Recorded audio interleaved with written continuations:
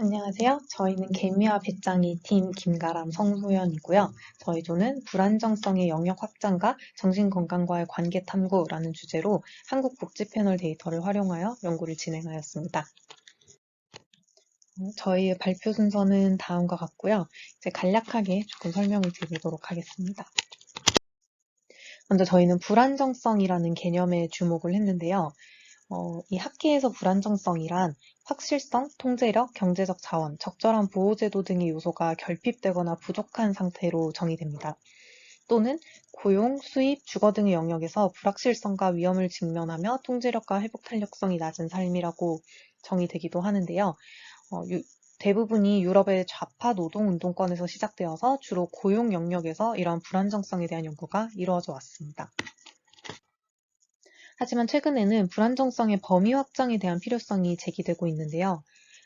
예를 들면 불안정성을 고용뿐 아니라 주거, 부채, 사회관계를 포함한 상호 주관적인 삶의 다른 측면까지도 포함하여 확장된 개념으로 정의해야 한다라는 주장이 있었고요. 또 불안정성을 법적, 경제적, 정치적 맥락에서 한정짓지 않고 심리사회적 통찰력을 가지고 고찰해야 한다는 주장도 있었습니다. 따라서 최근 불안정성은 다양한 삶의 영역으로 확장되어서 연구되고 있습니다. 그 예시로 주거 불안정성, 건강 불안정성, 가족 불안정성 등을 들 수 있습니다. 그래서 저희 조는 불안정성이 어떤 영역들에서 연구가 되고 있고 그 각 영역들을 어떤 지표로 측정을 하거나 연구하고 있는지를 선행 연구를 참고해서 살펴보았는데요. 다음과 같이 고용 불안정성, 주거 불안정성, 그리고 가족 불안정성, 건강 불안정성이라는 요인들을 찾을 수 있었고 이것들을 측정하고 있는 그 측정 지표들을 정리해 보았습니다. 여기서 더 나아가서 불안정성은 정신건강과의 관계가 흔히 연구되어 왔는데요. 불안정성은 우울, 스트레스를 정적으로, 웰빙은 부적으로 예측하며 이때 이 불안정성은 주로 고용, 경제 불안정성과의 관계가 연구되어 왔습니다. 하지만 최근에는 주거 불안정성과 정신건강 또는 삶의 불안정성과 행복 등에 대해서도 연구가 진행되어 왔습니다. 따라서 저희는 불안정한 삶을 구성하는 삶의 영역들은 무엇이 있을까? 그리고 삶의 불안정성은 행복과 우울에 어떤 영향을 미칠까라는 연구 주제를 가지게 되었습니다. 저희 연구 방법에 대해서 간략히 소개를 드리면 저희는 한국 복지 패널 데이터를 사용한 2차 분석을 진행하였고요. 한국 복지 패널 데이터란 대규모 패널 조사 데이터로 현재 15차 조사까지 이루어졌고 또 지역 비례 층합 표집을 통하여 전국적인 대표성을 지니고 있습니다. 그리고 과거의 경제적 상황을 나타내는 지표들부터 정신 건강에 해당하는 정서, 심리적 요인들을 포함하기 때문에 저희 연구 문제를 탐구하는 데 적절한 데이터라고 판단을 하였습니다. 특히 저희는 코로나 영향을 받지 않은 14차 조사, 2019년 데이터를 활용하여 구조 방정식 모델링을 진행하였습니다.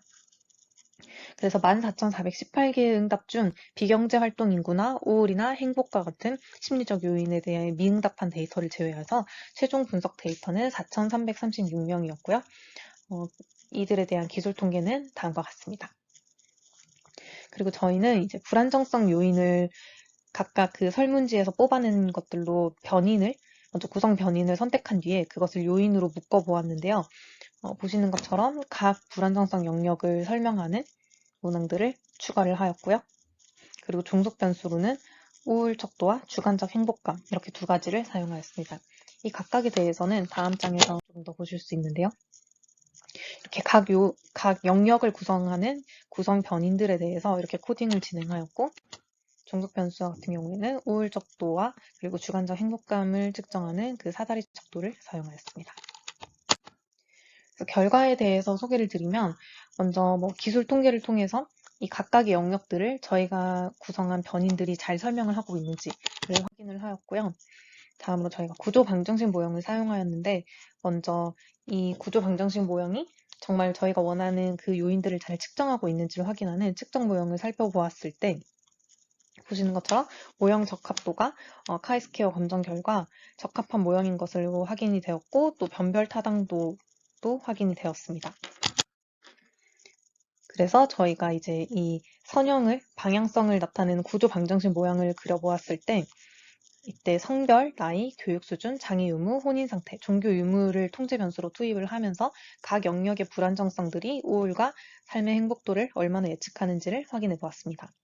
그래서 먼저 모형 적합도는 적합한 모형임이 확인이 되었고, 모형 결과는 주거, 건강, 가족 불안정성은 우울의 유의한 예측 변인이었고, 고용, 건강, 가족 불안정성은 행복의 유의한 예측 변인임을 확인할 수 있었습니다. 따라서 보시는 것처럼 오른쪽의 다이아그램과 같은 결과를 확인할 수 있었습니다. 그래서 저희 연구는 개인의 지속 가능한 삶을 해치는 불안정성의 영향을 살펴보았으며, 또 우울과 행복에서의 개인 간 차이가 존재하는 이유를 일부 설명할 수 있다는 것에 의의가 있고요.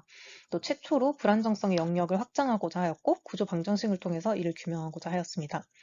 또한 불안정성에서 정신 건강으로 가는 이 인과성을 여러 방면으로 설명하고자 하였는데요.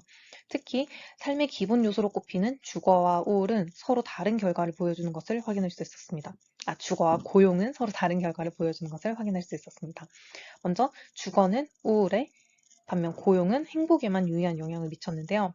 저희는 이것을 주거는 필요 요소이기 때문에 행복에는 유의한 영향을 미치지 않지만 불안정할 경우에는 우울한 것이라고 해석할 수 있고요.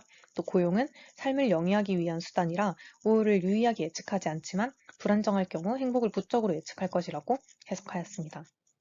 또한 이후 정책 수립에 있어서 불안정성을 구성하는 심리적 요인들이 고려되어야 함을 제안할 수 있습니다.